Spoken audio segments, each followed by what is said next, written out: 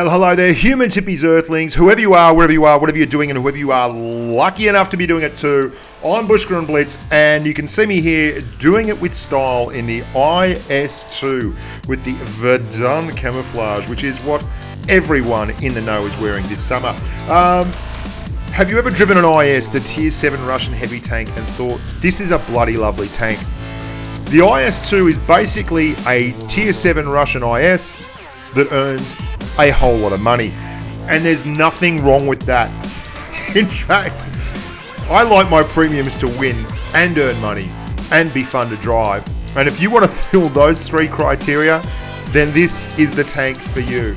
It's a fairly mobile little Tier 7 heavy that has an absolute derpasaur of a gun on it. It's got a 122mm D25T gun that pumps out 4 rounds a minute at 400 splendid alpha damage points. Do not expect this to be a pinpoint marksman, but it does have a HE shell that will pump out absolutely massive damage. As you can see here, while I two-shot this Borsig with my high explosive shell. The IS is just everything you could want in a Russian heavy. It's got a very awkward armor profile. It's got a very speedy 34 kilometers an hour as a top speed, 26 degrees of traverse, and 22 degrees of turret traverse. In fact, it's one of my...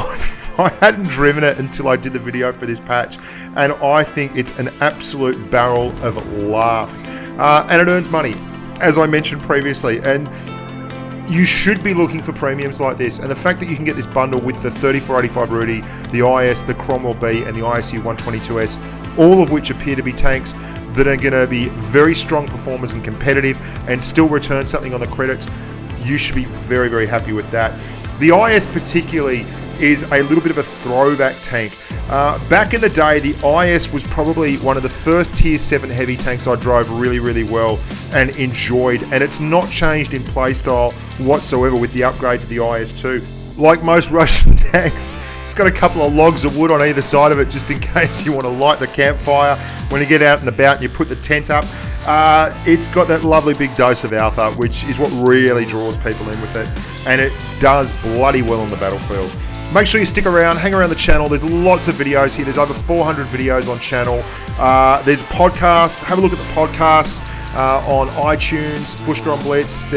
They're popping up all the time. Lots of good bits and pieces going on in the community. Like the video, stick around, have a good time, and until next time, stay safe on the battlefield. Bye for now.